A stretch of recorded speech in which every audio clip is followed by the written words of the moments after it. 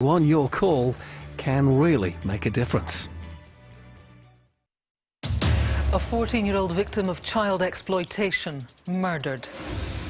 She's missed out on everything, all her life ahead of her. That day will always haunt us. A father deliberately run over. And exclusive access to the hunt for one of Britain's worst serial killers. The results were truly staggering. We were left in absolutely no doubt that evidence identified the killer. Live for the next hour, this is Crimewatch.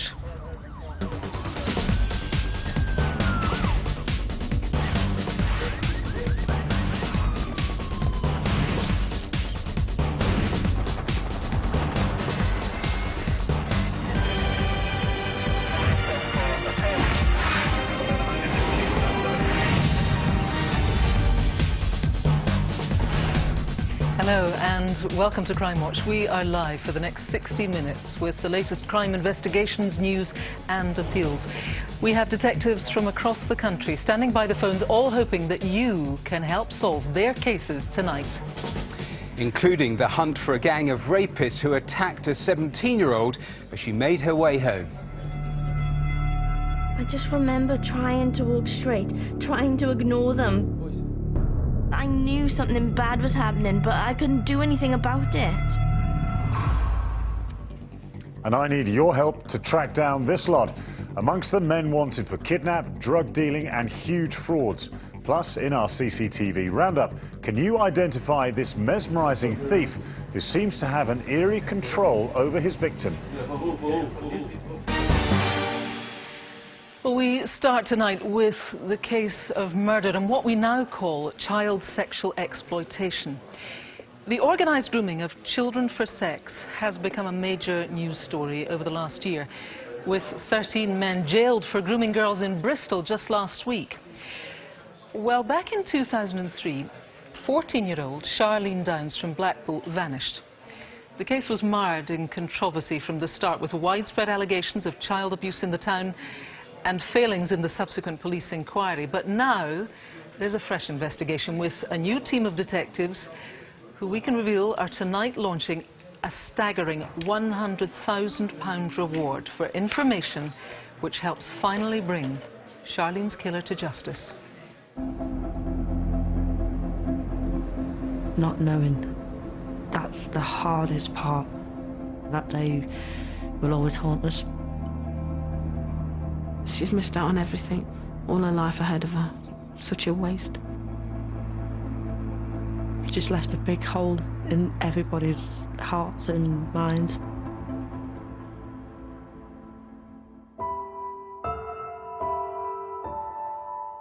Charlene was 10 years old when she moved with her family to Blackpool.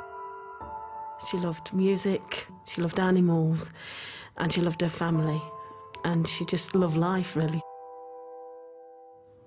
She was very cheeky, very cheeky indeed. A typical teenager. She got on well with all her siblings, but the closest one to her was Rebecca. They were like just twins, really. They were lovely together.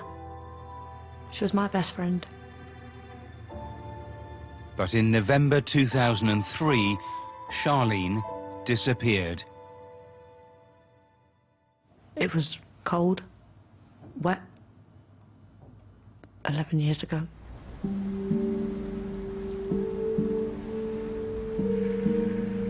It was a Saturday. We had our pocket money, we had some money. Went for a bit of a gamble, as we used to call it. We had a laugh and a giggle down in the arcades, on the seafront. Just doing what teenagers do. Went to Macadie, she loved McDonald's, strawberry milkshakes. Yeah, strawberry milkshake. Hi, can I give you a leaflet? Oh, thanks. Thank you. I used to work for an Indian restaurant giving out leaflets, and it was about 7:15 that night. I always remember it. It was a dark November, miserable night. It was horrible. And I saw Rebecca with Charlene coming up Church Street. They both came over to me. Hi, girls. How's it been going flying? Not too bad. Yeah? Rebecca said, well, I'm going home now. Are you coming, Charlene? And Charlene said, well, no, I want to meet my friends. All right, bye. See ya. Charlene called her friends from a nearby phone box and then waited with her mum until they arrived. Okay, don't you late. Okay, All right, see you. see you in a bit. Nice time, bye. She said, love you, Mum. I said, love you too. And she walked off in the direction of the Winter Gardens. And I've never seen her since. Never.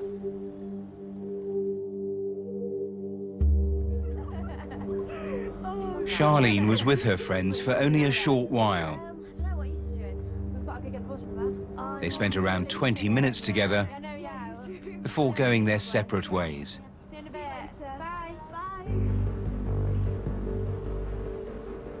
It's not known exactly what Charlene did for the next hour or so, but she did meet up with another friend later that evening. At around 9:30 p.m, the pair headed to the Carousel Bar on the North Pier.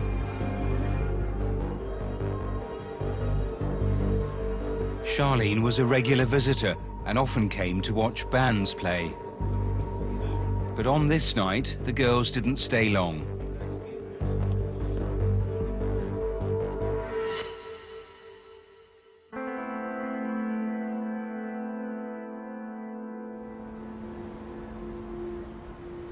At around 10 o'clock, Charlene and her friend walked back into the town centre.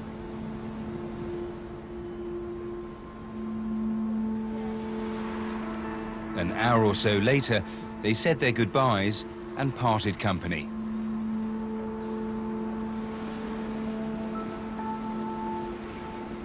This was the last confirmed sighting of Charlene before she disappeared.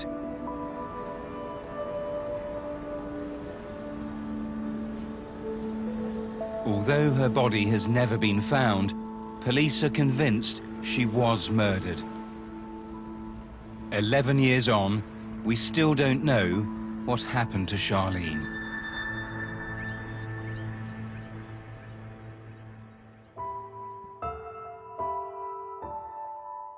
There isn't a day that don't go by that we don't think about her, miss her.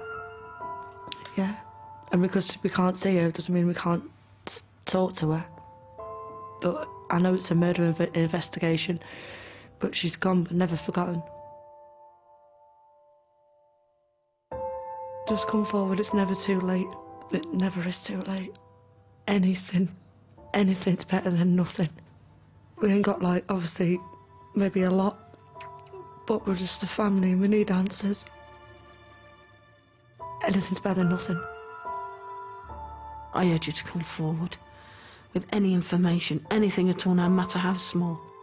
Please do what, give us some closure and some peace. And above all, please give Charlene some justice.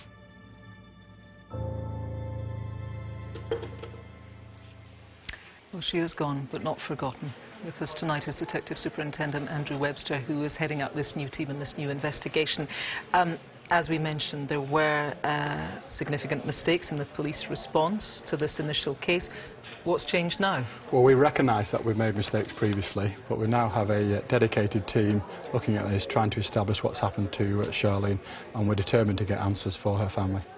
That's really important. Now, as I said, £100,000 reward, that is, by anybody's standards, an enormous sum. Why so much? I believe this is a life-changing sum of money, and I believe that somebody out there knows what happened to Charlene, and I hope this prompts them to come forward and tell us to get answers to this case. Well, let's dig a bit deeper on that. Who are you appealing to tonight? I particularly want to speak to the friends and associates of Charlene in 2003. They were teenagers then, they're in their 20s now, some of those will be parents. I'm hoping that that period of time that has passed will make them more comfortable and confident to come forward, and I have a team of specialist detectives waiting for their call. OK, that's important. So, you've revealed this £100,000 reward, but also you want to show us some never-before-seen-in-public CCTV. Just take us through this, Andrew. What is it you think that you're seeing here, and why is it so important? This is the CCTV from the 1st of November 2003, and we have a confirmed sighting of Charlene that evening with a lady with dyed blonde hair in her 30s with a 3/4 length black coat, and we need to trace that woman. So if that woman is you, or you know who she is, I'd urge you to come forward and speak to us and tell us who she is so we can take this case forward. OK, Detective Superintendent Andrew Webster, thank you so much for updating us on this very important case. As you've heard, it's been 11 years of agony for her family. Surely it's time we finally knew what really happened to Charlene. Please, I would urge you, call our studio now on 0500 600 600 if you can help in any way at all. Wanted Faces now with Martin. And our first 3 wanted faces tonight are all considered dangerous, so please don't approach them, just dial 999. We start with Kevin Okoro. Detectives want to trace him in connection with several incidents which happened over 3 days last December, during which a man was kidnapped, beaten and tortured, and 3 others were robbed and attacked with chains and wooden bats. He's also wanted for questioning in relation to the large-scale supply of crack cocaine and heroin across Norfolk and Suffolk. 29-year-old Okoro, who also uses first names Kieran and Efosa and the street name Kay, has links to Ipswich, Norwich, Reading and London. Next up is this man, Daniel John Wynne. He was given an indeterminate jail sentence in 2007 after he attacked a stranger in the street, punching and kicking him and leaving him with a broken jaw and nose. On the 25th of October this year, Wynne absconded from the prison in Gloucestershire where he was serving his sentence. The 29-year-old has links to South Wales and speaks with a Welsh accent. He has a 1-inch scar on his chin and several large scars on his forearm. He also has the name Danny tattooed on his left arm. Number 3 tonight is Shaquem Andrew Rock, although he's also known as Shem. Detectives want to question him after a man was threatened in his own home and then tortured, causing what police describe as horrific injuries. The victim's bank cards were later used to withdraw money. 21-year-old Rock has links to the Wirral area of Merseyside. And finally, for now, detectives want your help in finding this man, Ian Kevin Oldham, although he also calls himself Iggy or John Oldham. He's wanted for questioning in relation to an organised crime group believed to be involved in the importation into the UK of Class A and B drugs. The 36-year-old has a Midlands accent and the initials JJ tattooed on his right arm, as well as 2 scars on his left arm. He has connections to Nottingham and Skegness, but where is he now? If you need to take another look at all of these faces, they're all on the website, and if you know where any of them are, call and text the numbers on screen. Calls are free from most landlines. Some networks and mobile operators will charge. Texts will be charged at your standard message rate.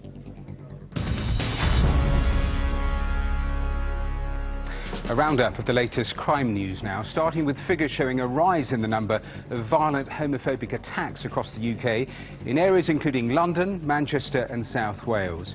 There have been more than 300 such attacks in London alone so far this year. Greater Manchester Police have released this CCTV showing an unprovoked homophobic attack on a gay rugby player in the city's Canal Street on November the 1st. The victim needed surgery for a broken jaw after this vicious punch. Police are appealing for your help to identify his attacker and for any witnesses seen in the footage to come forward. Full details are on our website. Now, drink drivers are set to be named and shamed on Twitter during this year's festive season. Sussex and Surrey police will be live tweeting the names during their December roadside checks. Officers on dedicated patrols will target drink and drug drivers, as well as responding to tip-offs from members of the public. Finally, we've all heard the excuse about the dog eating your homework, but what about the dog that was caught speeding? Jordan Wynne was jailed for 13 months last week for driving at almost 100 miles an hour in a 30 zone. After this police chase, Wynne was finally pulled over, but blamed his canine companion, telling officers that his Staffordshire Bull Terrier had been sitting on the pedals. The judge said his tail was ludicrous. Now, the festive season is fast approaching, of course, but for one family from the small town of Cinderford in the Forest of Dean, this will be their 12th Christmas without their dad.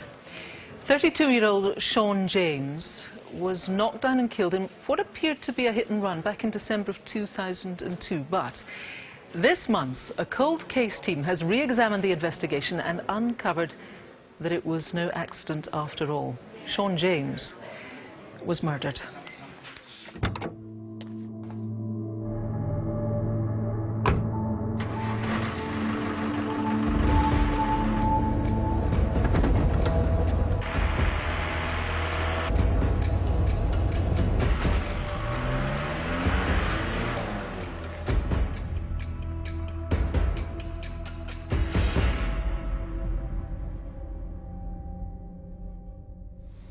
This is Cinderford, a former coal mining village on the eastern edge of the Forest of Dean. It's where local builder and father of 3, Sean James, grew up and where he raised his family. Just a real friendly bloke. Everyone liked him. Funny, bubbly, just always mucking about. He had loads of, like, he was real confident, he had loads of friends. He lived his life for his kids. Anything to try and make his kids laugh. Cracking jokes, laughing, always, always remember playing football, whether it was playing slam against the wall or going to a nice big field so we could boot it about and I'd make him run after the ball. Because I was so young, I can't remember a lot. He used to always bring me sweets. And he used to bring his digger home from work. He used to take me and my friend on it. He worked for a building company. Everyone said that he was one of the best workers, so he used to work really hard. He even wanted to start his own business. He was just lovely. On Sunday the 15th of December 2002, Sean spent most of the afternoon in Cinderford's pubs. Especially with this lot. What are you doing for Christmas then? He ended up at his local, the Upper Bilson Inn. He went out to meet his friends, weekend thing, go out and have a few drinks. Hello ladies, you alright? It wasn't that unusual for Sean, but I knew he'd be home soon. By late afternoon, Sean was the worse for wear. Mark, all the best. See you later, boys. Take care, yeah? And decided he'd had enough. Sean finished his drink and left the Upper Bilson Inn at around 6:45 p.m.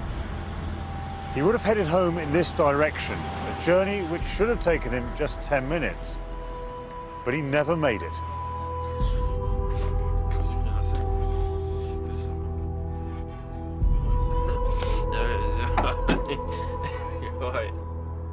Shortly after he left the pub, witnesses saw him talking to the driver of a white van in Valley Road.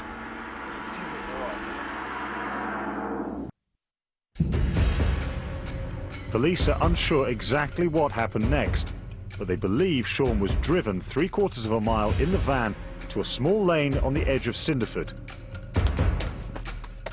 What followed was truly horrific. Somehow, he ended up lying in the middle of the road.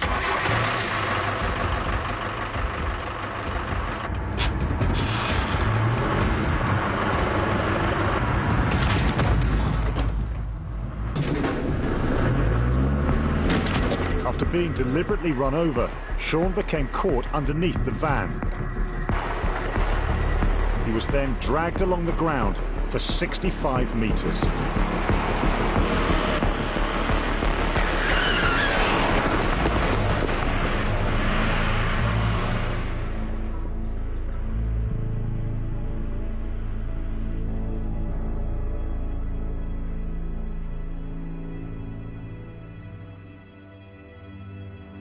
Sean's lifeless body was discovered at around 7:05 p.m, just 10 minutes after he'd been seen talking to the van driver. Police initially treated his death as a chance hit and run, but his injuries were so severe they couldn't have been caused by a simple collision. Exactly what happened to Sean that night and how his body came to be found here remains a mystery. But one thing police can now be sure of is that this was no accident. Sean James was murdered, and 12 years on, his family need answers. The day that Sean died, we all died. And even though it's been 12 years, it's not a day that goes by that we don't think about him. I just thought he was always going to come home. I couldn't get over the fact that he was gone. And how could he have been? It's been really, really hard. I always think, like, Christmas time, whoever done it is probably with their family. And their kids have got everything they want. They lost everything, Jess lost everything when their dad died. It's never going to bring him back. It's, finding someone isn't ever going to help with him actually not being here, but it brings justice. It's a bit of closure. Well, DCI Steve Porter joins me now. A very, very sad case. These are kids who've grown up, well, they're bigger now, but they've grown up without a father for all that time. Why wasn't it treated as murder at the time? Well, there was certainly lots of speculation back in 2002. However, all the evidence suggested that Sean had been hit by a vehicle which had failed to stop. The case, though, it's never been close to us, and our recent review, looking at all the information that's come back to us over the years, together with a very detailed forensic reconstruction, it's let us reach a very different conclusion. We're now convinced that Sean was murdered. Right, that's what cold case reviews are for, I guess. Let's just go through exactly what you know about his movements on the night, then. OK, what we do know is that Sean had been drinking that afternoon, and he left the Upper Bilson public house in Valley Road, Cinderford, on Sunday, the 15th of December 2002, to take the walk home, which was about 10 minutes away. The very last sighting of Sean was talking to the driver of a large white van, which was travelling towards him from his home address in Valley Road. Sean's body was found about 10 minutes later in a lane off of Steam Mills Road. Now, shortly before this, there was a further sighting of a large white van leaving the lane at speed. I don't believe the two sightings of this white van, firstly in Valley Road and secondly where Sean's body was found in Steam Mills Road, is a coincidence. There were, is this right, some of Sean's possessions then were found by that pub that he first left? Yes, that's right. Sean's tobacco pouch and one of his shoes was found in the middle of Valley Road in almost the identical spot to where he was seen talking to the driver of this large white van. Now, where Sean's body was found was about 3/4 of a mile away in the opposite direction. There's just no way that he could have walked there in the time span available, particularly as he was only wearing one shoe. What I believe happened is something's occurred there in Valley Road involving the driver of the white van. Sean has then been taken to the lane off of Steam Mills Road, where he's been deliberately run over and killed. OK, DCI Steve Porter, thank you very much for now. Those children grown up now, well, they had to grow up without their father. They know that there are people in that community who can tell them what happened to their dad. If you are one of those people, I would urge you to come forward, call the studio now. It's the usual number, 0500 600 600, or of course you could speak anonymously if you prefer to Crime Stoppers. Let me give you their number, 0800 555 111. Right, still to come tonight, the hunt for a gang who raped a 17-year-old walking home from a night out with friends. It makes me so angry to think that one of the group didn't step in to stop the others. Surely one of them would have realised that what they were doing was wrong. And how groundbreaking forensic techniques helped nail a serial killer. DNA was found within 3 knots. It had been protected for 37 years. We were left in absolutely no doubt that evidence identified the killer. That's coming very soon, but first Martin has his latest batch of CCTV. Yes, and we start with a really nasty attack at a betting shop in Milton Keynes. 2 men sit playing a gaming machine at a bookies just before closing time in July this year. The staff member comes from behind the protective screen to tell them it's time to leave, but they're having none of it. The man in the distinctive white tracksuit suddenly hits out, knocking the victim to the floor. He then drags him to the back of the shop, where his accomplice joins in, kicking the terrified worker. He puts up a brave fight as the men throw more punches in an attempt to get the keys to the office. Once inside, the beating continues, and the pair help themselves to around £400 from the tills. The employee was left with horrific bruising and a punctured lung, and was so traumatized he's now moved away from the area. Time to shop the tracksuit-wearing thugs responsible. Names, please.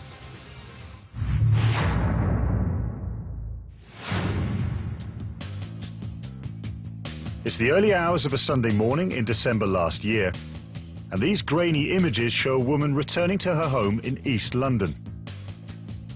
She stands next to the communal entrance of a block of flats as she searches for her keys, but she's not alone. This man starts to harass her. She wants nothing to do with him, but he won't take no for an answer. He tries to kiss her a number of times. She attempts to fight him off. He's persistent though, and keeps trying. During this struggle, the victim is subjected to a serious sexual assault. He only leaves when the traumatized woman tries to phone for help. The victim says her attacker was missing an upper incisor tooth and was balding. Police believe this is him just minutes earlier. Can you help find him?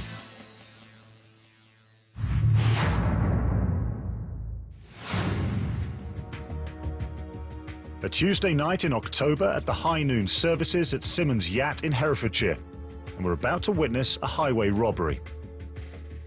The crooks roll into town in a Mitsubishi Pajero 4x4.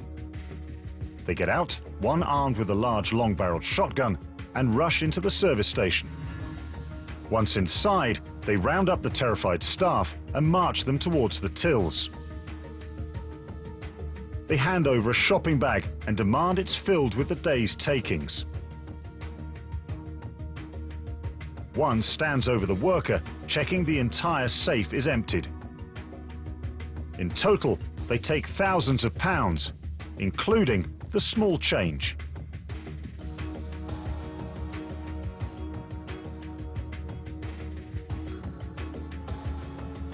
They then make their getaway, back into the 4x4 and head north on the A40.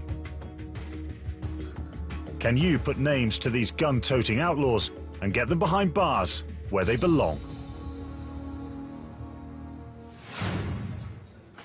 If you need another look, all the CCTV is on the website. Call and text the numbers on screen if you can help. Now, although crime is falling overall, the number of rapes reported to and recorded by police in England and Wales is at its highest ever level. That's according to official figures. The rise has, in part, been put down to a greater willingness of victims to come forward. Well, tonight we're appealing for your help after one young woman did just that and reported her horrific ordeal of being raped by a gang. It happened just a few weeks ago in Cardiff.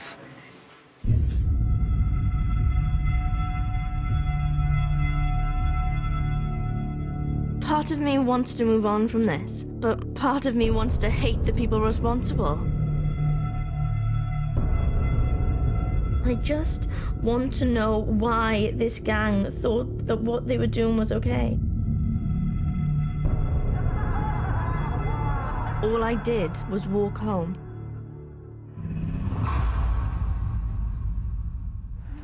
I know.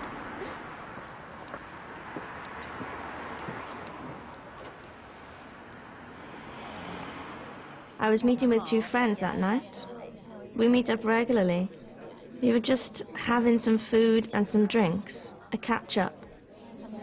I think got 5 minutes for me to make a move. At closing time, we left the pub. One of my friends got a lift, and I was with my other friend.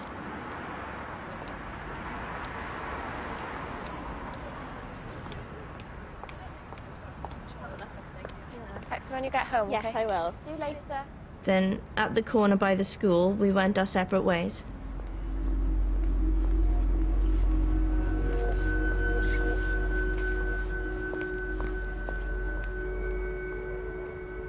It's a journey I know well. College Road is a long road, a well-lit road, a busy road.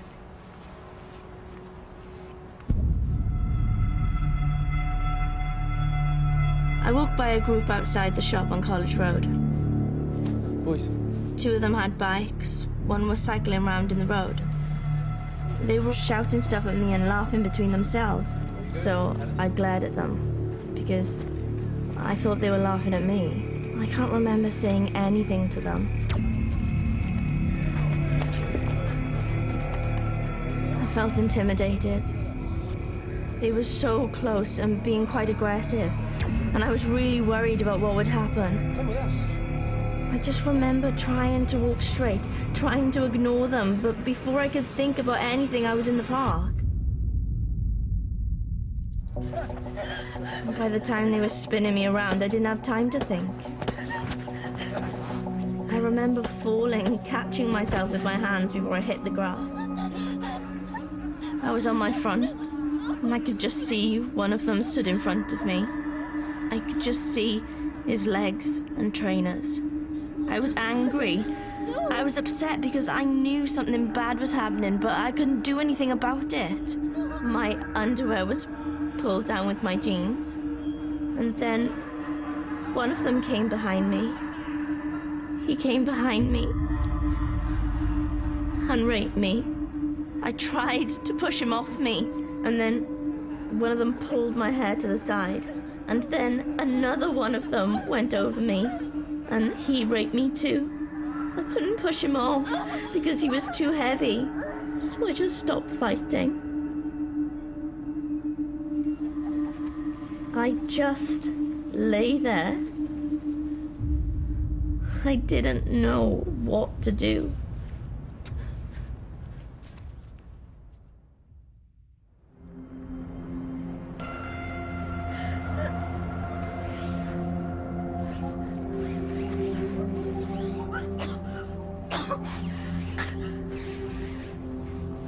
I couldn't find my key when I got to the house. So I hid in the garage, and then I rang my sister.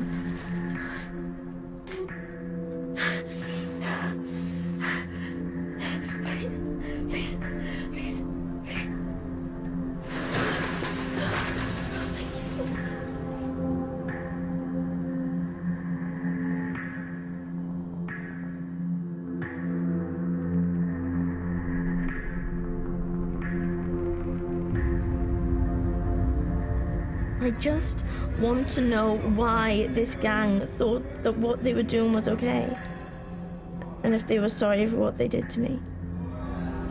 It makes me so angry to think that one of the group didn't step in to stop the others. Surely one of them would have realized that what they were doing was wrong. Surely one of them should have said stop or reported it to the police. I wonder how long it will be before I'm normal again. I just want to go back to the way I was before. Well, DI Lloyd Williams is leading this investigation. You think that actually important information could come from somebody in the gang itself tonight? Yes, it may be it's some of a group of bystanders to attack and feel they can't come forward. What I say no is come forward, tell us what's happened, give your version. All calls can be treated confidentially. I urge you to think about what the victim has gone through that night. Indeed. Do you think anybody in that gang would have confided in people in their wider circle? Yes, definitely. If someone's confided in you, even as a bystander, please think what the victim's gone through and come forward. Can you just talk us through this brave young woman's journey on the night? Where did she go? Yeah, she was in the Pineapple Public House on Llandaff North. She's left there around midnight with her friend. She's walked along Station Road to Glantaf School, where her friend has parted. She then continued to walk along Cabathra Avenue, up College Road, where she's been approached by the group of 5 to 6 males on Colwinston Street. She said one was on a BMX and one was on a mountain bike. They're all dressed in black, apart from one who was wearing grey.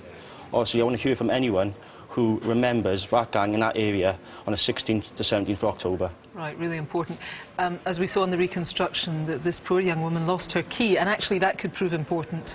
Yeah, she's lost a distinctive key, which is black in colour with coloured arrows on it, similar to the one being shown. I want to know exactly where she's lost it and keen to retrieve it. OK, DI Williams, thank you very much for updating us on this case. If you were with that group that night, then it is time for you to come forward. Do the right thing. Pick up the phone tonight. It's 0500 600 600 as usual for the studio, and remember, if you've been a victim of crime yourself, there's always the victim support line. That's on 0845 30 30 900. More faces now, starting with Paul John Scott. The National Crime Agency wants to speak to the 32-year-old in connection with a conspiracy to import Class A drugs from South and Central America into the UK. The Spanish authorities also want to talk to him about the murder of a British man in Spain earlier this year. Scott speaks with a Liverpudlian accent, and as well as Spain, has links to the Netherlands, Belgium and France. He's considered to be dangerous and should not be approached.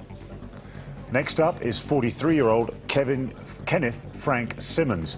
He was given an indeterminate prison sentence back in 2008 for grievous bodily harm after he stabbed another man, but Simmons escaped from prison in October this year. He has a number of tattoos, including a panther's head on his forearm and the words Rory and Chelsea on his right arm and Sarah Jane on his shoulder. He has links to the Sutton and Battersea areas of London and is known to sleep rough. Number 7 is this man, Desmond David Luke Rosario, although he may also be using the surname Cruz. The 46-year-old failed to appear in court in June this year in connection with a sex assault on a teenager in Sheffield. Rosario has links to Canada and across Europe. He's a barrister and police believe he may be seeking to work in a similar field.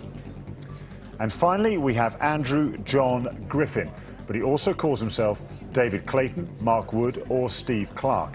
He was jailed for 4 years in June for 17 counts of fraud, but didn't turn up for sentencing and has been on the run ever since. Over £100,000 worth of stolen property was recovered from Griffin's flat, and it's believed he's responsible for more than £300,000 of fraud using a fake BT website. 45-year-old Griffin has links to the Bristol area and is said to speak with a home counties accent. Call and text on the usual numbers if you recognise any of tonight's faces, and of course they're all online. Right, still to come tonight, the incredible ingenuity of detectives and forensic scientists determined to prove who was responsible for the World's End murders. We found skin cells on the inside of the clothing. Those cells were the unique DNA that we needed. But first, it's time for an update on previous cases. We start with the death of pensioner Bertie Atchison, which we featured back in May 2012. 72-year-old Bertie and his wife were woken in the early hours of the 30th of April that year by the sound of breaking glass at their home in Coleraine in County Londonderry. He went to investigate and came face to face with the intruder who demanded money. Bertie then suffered a fatal heart attack in a scuffle with the robber, who escaped with £335 from his disabled wife's purse. It's a terrible case, but you'll be pleased to know that 41-year-old Paul Toland from Antrim recently pleaded guilty to Bertie's manslaughter and robbery and is due to be sentenced any day. Toland had been to the house a few weeks earlier to repair the couple's vacuum cleaner, but returned to carry out the robbery after Bertie paid him using cash he kept around the house. Next, you may remember we showed you this shocking CCTV of an attack on a man in a hotel foyer in London in March this year. He'd been targeted by a gang, so he took refuge in a nearby hotel, but they followed him inside, where they beat him unconscious, one using a skateboard. Well, after we showed those horrific images, 19-year-old Sermet Hassan handed himself in that very same evening. 18-year-old Joseph Tanti was arrested a week later, and 18-year-old Morgan Stripling was arrested soon after. Just over 2 weeks ago, the trio were jailed for a total of 21 years for the attack. The judge said the defendants showed total savagery and a disregard for life, and the victim is lucky to have survived the attack. Now, thanks to your calls, this man, 54-year-old David Bentley, is now serving life in prison.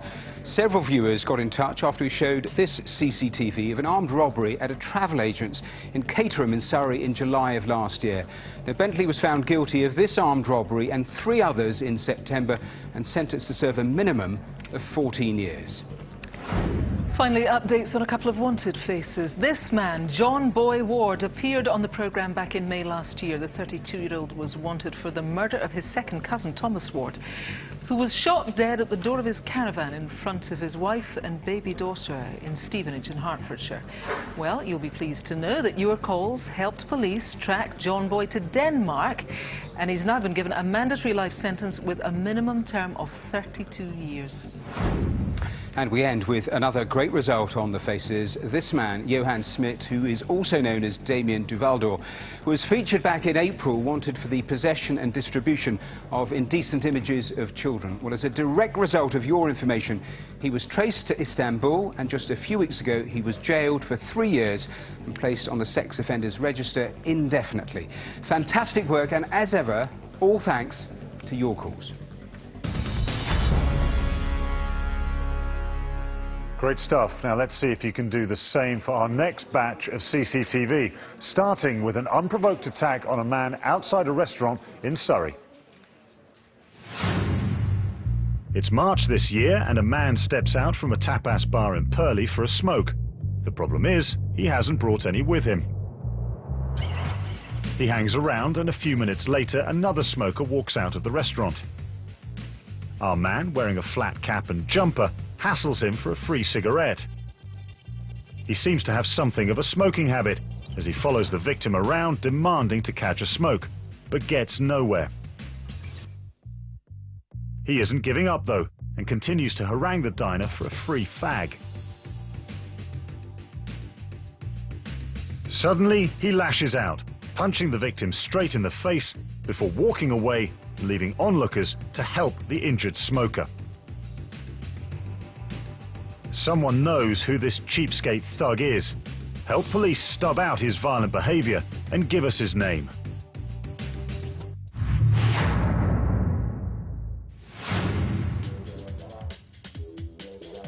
It's shortly before 4 a.m. and this fast food restaurant has closed for the night. But it doesn't stop these men desperate for a takeaway. It's not the burgers they're after though, it's the safe with the takings, but it's fixed to the floor. Still, these hamburglers have come prepared. They try to jack up the safe, but it just won't budge. And whoops! One of the gang has forgotten to cover his face. They try again, and again, for almost 6 minutes. With the safe still stuck, they decide to go large, bringing in a pallet truck for a drive-through. But even this isn't going to detach the safe from its fixings on the floor. With the chips down, a third man in a black top comes in to help. And between them, they finally manage to get the safe away. That's £15,000 to go. Detectives would be loving it if you could tell us who these fast food felons are. Names, please.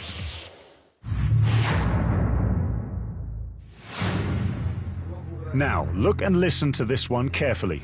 It's strange to say the least. A man walks into a shop in North London in September. As he passes the shopkeeper, he touches him on the arm and then waits.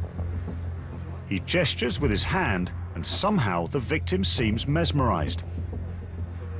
Our tricky thief then heads for the shop worker's pocket, taking his wallet. He touches his spellbound victim in a bizarre sequence of moves, talking all the time, with the worker turning to face him. Whilst he remains rooted to the spot, the crook goes in for a second time, stealing the day's takings from the other pocket. It's only when he leaves that the shopkeeper realizes what's happened. Use your powers and tell us who this persuasive pickpocket is. Well, if you can name anyone featured in tonight's CCTV, please get in touch in the usual ways. And of course, all the information is on the website.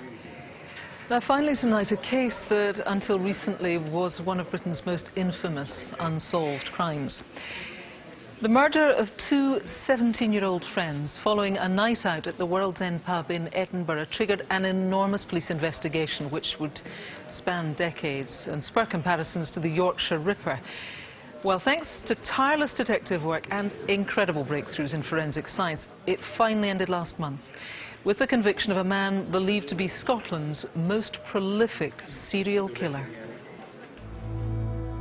Helen Scott and Christine Eady, two young lives brought to a brutal end in 1977. What they went through must have been horrific. 37 years after they died, serial killer Angus Sinclair has been found guilty of torturing, raping and murdering the 17-year-olds. You have displayed not 1 ounce of remorse for these terrible deeds. It brings to an historic conclusion one of the country's most notorious crimes.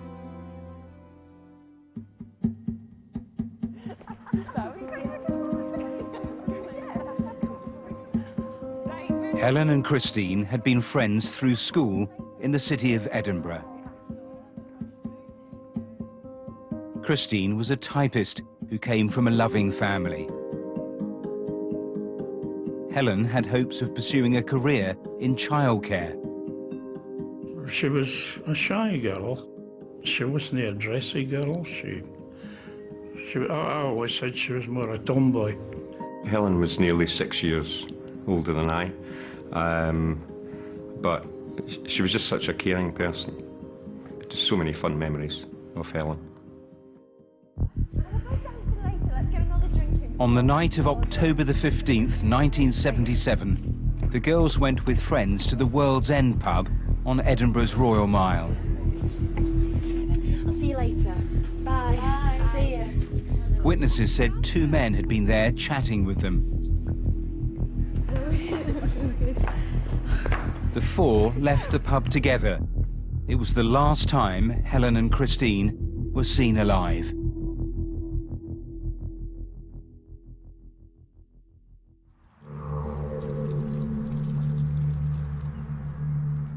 The first person to be found was Christine at a beach at Gosford in East Lothian. She was naked, apart from bindings to her wrists and also ligatures around her neck. Helen was about 7 miles away. She was abandoned in a field, and she had some of her clothing still on, but she similarly had bindings on her wrist and also ligatures around her neck. This was a terrifying inquiry, something I'd never seen in this area ever before.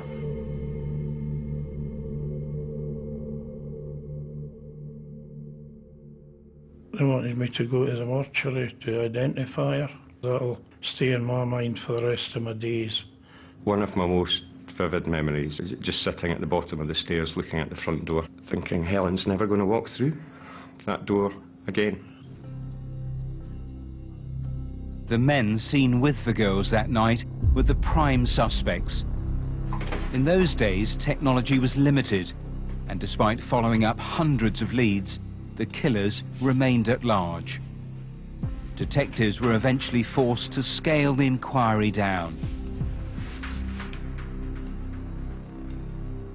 While Christine's loved ones grieved privately, Helen's parents gave interviews on behalf of both families. This footage was recorded just weeks before Helen's mother died in 1989. But my last words to her were, I'll strive for the rest of my days to try and get justice for Helen. And she passed away just after that. In 1996, almost 20 years after the murders, DNA technology was emerging as a modern crime-fighting tool. Scientists looked again at the coat Helen had worn that night. The carefully preserved evidence at last gave detectives their first breakthrough, a full DNA profile. We entered the profile onto the National DNA database, but nothing was returned. They continued to search for a match, and by 2003 were ready to make an appeal on Crimewatch. What we hope to do at this phase is widen our search for him and perhaps identify him through his family. And this is a new development in DNA, A new development, isn't it? it's called familial searching. Meanwhile, Helen's coat was tested yet again to see if it might yield any more clues. We didn't just find one sample that we'd found before, we found 2 samples. And the second profile gave a name: Angus Sinclair. A dangerous killer and convicted paedophile, he was already in jail serving 2 life sentences. And he was now firmly in the frame for the World's End murders. What officers still didn't know was who the first sample found on Helen's coat belonged to. An investigation of the people Sinclair knew in 1977 led them to this man, Gordon Hamilton, Sinclair's brother-in-law. But he had died in 1996, leaving no obvious way for police to obtain a DNA sample. We want to get a photograph of this before we go any further. Hamilton was a painter and decorator, so officers visited a house where he had worked. We found skin cells on the inside of the clothing. Those cells were the unique DNA that we needed to relate to Gordon Hamilton. Police finally had their two suspects. Crimewatch was with the team when they interviewed Angus Sinclair in 2005. He made no comments through the entire interview, which lasted many hours. If you are not responsible for this crime, which you told us... It was unsatisfying, but there was still sufficient evidence at that time for us to charge him with the murders of both Christine and Helen. In 2007, Angus Sinclair went on trial for the World's End murders. But in a development that sent shockwaves through Scotland, the case was thrown out of court when the judge decided there was insufficient evidence. I didn't know where you were going to go now, and I thought, oh, my promises have gone. It's never going to happen. At the time, under Scottish law, a person could not be tried for the same crime twice. Many believe Sinclair had evaded justice. Well, I think there was a lot of public disquiet about the result of the 2007 case. It prompted a change of the law relating to double jeopardy. Scotland modernised its legal system to allow, under certain limited circumstances, acquittals to be set aside and retrials ordered. 4 years after he was acquitted, Sinclair could be considered a suspect once more, but only if new evidence came to light that was not available before.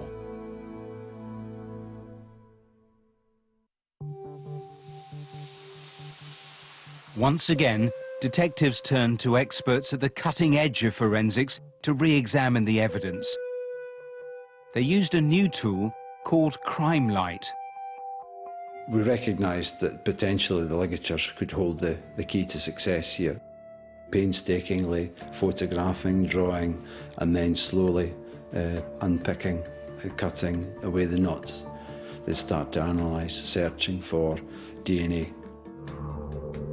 And what scientists found astonished investigators. Unlike earlier techniques, they were now able to see DNA in situ, allowing them to interpret exactly how it had got there. Sinclair's DNA was found within 3 knots, which meant that it had been protected for 37 years and must have been there at the time the knots were being tied. The results were truly staggering. We were left in absolutely no doubt that evidence identified the killer of Christine and Helen. Earlier this year, the request for Scotland's first ever court case under the new double jeopardy law was granted. It took a jury just 2 hours to find Angus Sinclair guilty. I sentence you to life imprisonment to run from today, and I fix the punishment part at 37 years. 37 years, the longest ever punishment handed down in a Scottish court, matching the time it had taken to bring Sinclair to justice. The girls didn't have a voice, but forensic science was their voice because it told the jury what had happened. This irrefutable evidence was only made possible by the diligent police teams that worked on the case across nearly 4 decades. Despite countless examinations and the handling, there was no contamination. Their care allowed the scientists of this modern day and age to prove who the killers of Christine and Helen were. If nothing else, the girls and my mother can now truly rest in peace. You've brought a child up and she's just starting out in life, really, 17-year-old. And it's stolen, it's just taken away from them. Christine the same. They'll never leave me, never.